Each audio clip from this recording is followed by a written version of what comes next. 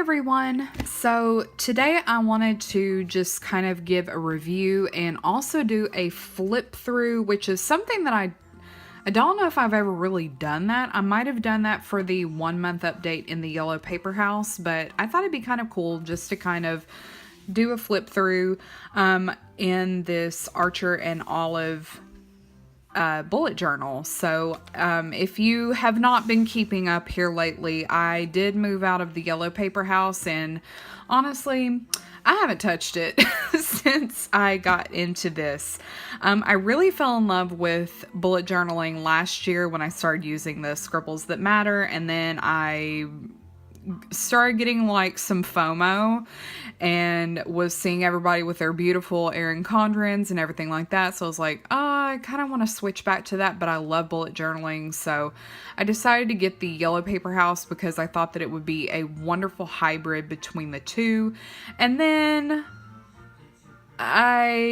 things happened, and I really missed being in the creative space that is the bullet journal. So I picked up this Archer and Olive notebook, and I have been perfectly content with using it ever since the beginning of February. So I'm about 50 some odd pages in, and I am not feeling any FOMO yet.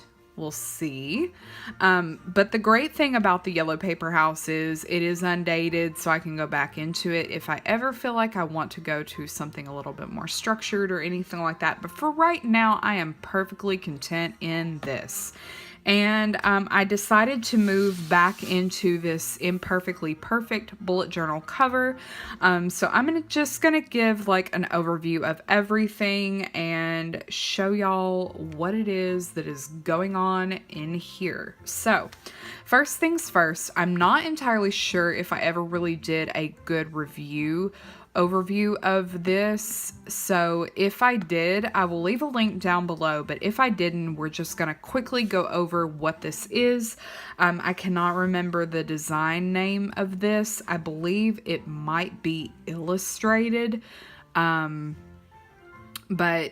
Imperfectly Perfect opens on Sundays, so it's really good to get in her Facebook group. I will try and remember to leave a link to that because they are really good about alerting people when the shop opens, all that stuff. So anyway, so this blend is called Love Struck, and it is a light pink that goes to gray, and then I requested it to have blackened edges, and then there is also some silver splatter on here. So this is actually a pyrography, so it is burned into the leather. It does not have any kind of an edge dye. This is the A5 Bujo sleeve, and you've got this thick band here, but you also have an option, I believe, to get a oh my gosh, a clasp closure that, you know, kind of buttons on the front, but I prefer the elastic here. So anyway, and then this is kind of a new-ish option. You can get a little grommet to hang little danglies off of. So I've got my two, actually. This one is one, and then I attached the lobster clasp here. These are from Illustraze, and she is on Instagram. I love her stuff, and I am actually on her Patreon. So that is kind of an overview. As you can tell, she is getting chunky, and I love it. So, let's just open her up. So I got the Bujo sleeves also include these slanted pockets, which is really nice. I haven't added anything in there because I wanted to keep it a fairly flat surface to write on. But I do tend to decorate the inside of my front covers. And I got the moon phase pattern, but I'm not going to take it out right now because it's kind of a hassle to get these in and out of this. So anyway, this book belongs to, and I just cut out a little vinyl, stuck that on there, and then both of these are from LifeNLilies as well. This is my little spring queen. She does these cute little commissions every once in a while, and I absolutely love them. This came from a kit from Honey Bee Shop, and then there's some Honey Bee Shop washi right there. So this bullet journal is very, very simple. There's no key page. There is no future log, anything like that. It's just you go straight into the dots, and I really like that. I loved the scribbles that matter, but it had all of those different pages in it.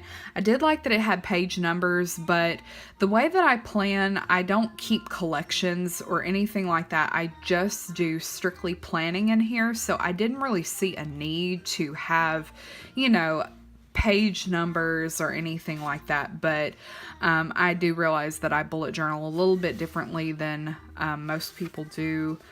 So I don't have anything here, but this is kind of like my cover page, and I just put my favorite song lyrics and 2 very important people in my life and everything like that. I started this journal right around Valentine's Day, so that's why it's all lovey-dovey, and you'll see that reflected. So yes, February.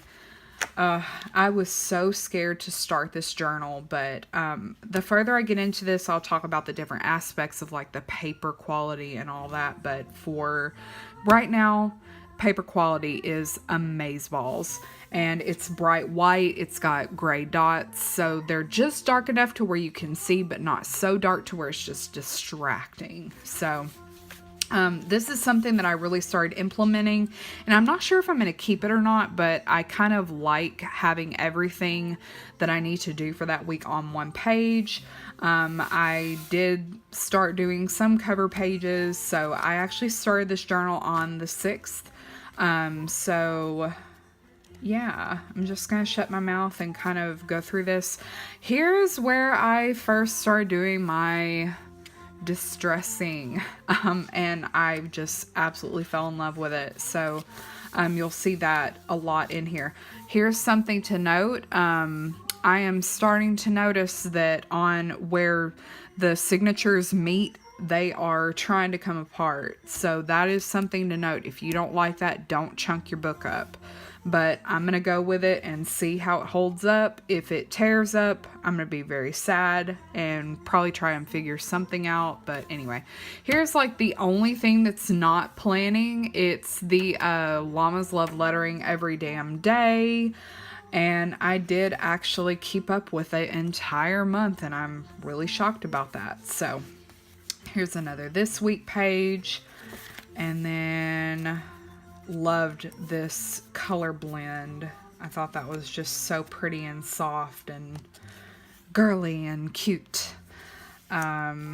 Here's Valentine's Day. So I did a little bit of memory keeping in here and everything. But as you can see, I do still use my stickers, and I do like doing that, but I also like just the freedom of being able to just lay it out however the hell I want to. It's really, really nice. And there's like been a couple of days where I have not really done much, and obviously this day was one of those. But I've really been enjoying just layering stuff. So like taking craft paper and just tearing it up and putting it in, and then the distress inks and stickers and washi and all that shit. So here is another one of my more favorite spreads. I love the black blend with the moon phase washi and stuff like that. Also really loved this one too. And being able to just add these little decorative accents here. I've been finding that very, very fun. Again, here is a craft stack that I just tore up that actually came in a package that I got from LifeNLilies. She packaged the Happy Meal up in this cute little black and white striped bag, so I wanted to reuse it, so I reused it. Nice purple blend and some hollow washi. I took some of the Prima Marketing journaling cards and just kind of like cut them, and then more of that craft paper, different stuff there. Got some blue and mandala stuff going on. And then here is my March cover page. I did a this month thing, but I don't think I'm going to do that again, because I honestly have not even looked back at this, to be honest. Okay, so let's talk about the paper quality. So you can kind of see all of the watercolor here was intentional. But it does make your paper kind of crinkle, as you can see. And I just wanted to see how it would work.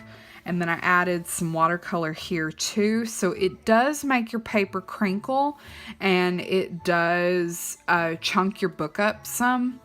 But the bleed through was actually very minimal. You can see just a few little dots here and there of where that watercolor was, and obviously the crinkly paper, but it did not bleed through. And I also, I mean, I didn't go just completely crazy with it, but I did add enough there to where it got the paper decently saturated. And it did not, you know how sometimes whenever you apply a wet medium to paper, it'll kind of like bunch up and like you really see the fibers of the paper. I didn't notice that with this. So I would say if you're going to use watercolor in this, it's okay, but just be warned, it will make your page wrinkle and it will chunk up your book. So these were honestly the only 2 times I used watercolor in this. But I would do it again, but maybe just try to improve on my watercolor technique a little bit. So yeah, anyway. So here, again, I actually layered, so I made a little pocket here, but I actually never really used anything with it, but, you know, some more of that sack, and then some black craft paper. And then, this one was one of my favorite spreads because, I mean, hello, look at all that, so pretty. And then you'll kind of notice something that I've noticed is like you go like, I mean, there's still some color here, but it's like mostly black and white color, black and white neutral. So I do use stamps and everything in here. It holds the stamps well. I love the feel of the paper. It's not smooth like the Scribbles That Matter. It does have a little bit of a texture to it, but it holds stamp well, it holds distress ink well, it holds pen well. So I really, really like the paper very, very much. It is a 160 GSM, which is pretty damn high. The Scribbles That Matter, I believe, has 100 GSM, and it doesn't bleed through with pens, but I don't even know if I put any distress ink in that book. I might have, but I'm not entirely sure. But anyway, so just playing around with different things. This is another one of my favorite spreads. It's just a simple, clean black and white. You know, there's a few little pops of color here and there, but it's kind of what I really enjoyed. This is a stationary spread, kind of liked it. This one, I really went crazy with the distress ink. I showed in my Instagram like the full process of doing it. I did it in just different little spots, and just kind of wanted to see how the inks would go. And as you can tell, like, there is no bleed through, and I went heavy with that ink, but it did not bleed through. And the paper quality in this is just amazing. So, yeah. And then here I did a little bit more of a fun thing, did like a little mountain and drew some really crappy trees and stuff like that. And I believe here we are to this week. So, yeah. And here's today. And then I've pre-planned, so I picked up some craft paper from the craft store and tore it up. I'm probably going to add some more paper like right in here. That way I can write and it's, you know, you can see it. But, I mean, the paper is just amazing. And I love that it, you know, has the nice gilded edge. Here's another example of just going ham. These are like my zodiac signs and everything like that. But as you can see, there's no bleed through. No bleed through. So it handles distressing amazingly well. So, would I recommend these notebooks? Abso-freaking-lutely. If you want something that you can get a little bit more artsy with, I would highly, highly recommend the Archer and Olive notebooks, especially if you're wanting to put paint and stamps and maybe a little bit of watercolor and stuff like that in there. I really, really recommend them. I also recommend them if you don't want to do that. If you would just like to write and you just, you know, really like just writing in them, I would really recommend it because the paper quality is, oh my God. Like, I thought that the Scribbles That Matter was great, and it is a great notebook. It really is. Compared to, you know, one of the more popular bullet journals, the Leuchtturm 1917, that everybody seems to love. I hated that notebook because I found that it ghosted on me way too much, and I don't like ghosting. I don't like bleed through.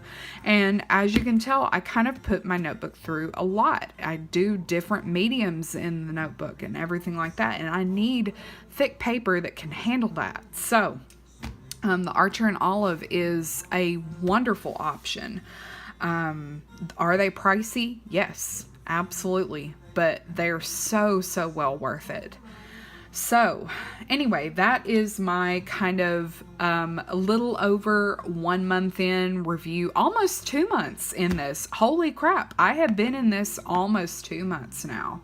That's probably like on up there for amount of time spent in one planner. So, anyway, if you like this video, please give it a thumbs up. I would really appreciate that. If you would like to see future videos, please hit subscribe. I would love to have you over here. And if you have any questions, comments, anything like that, please leave those down below. I love to hear from y'all. So, yeah. Thank you again, and I will talk to you soon. Bye, everybody.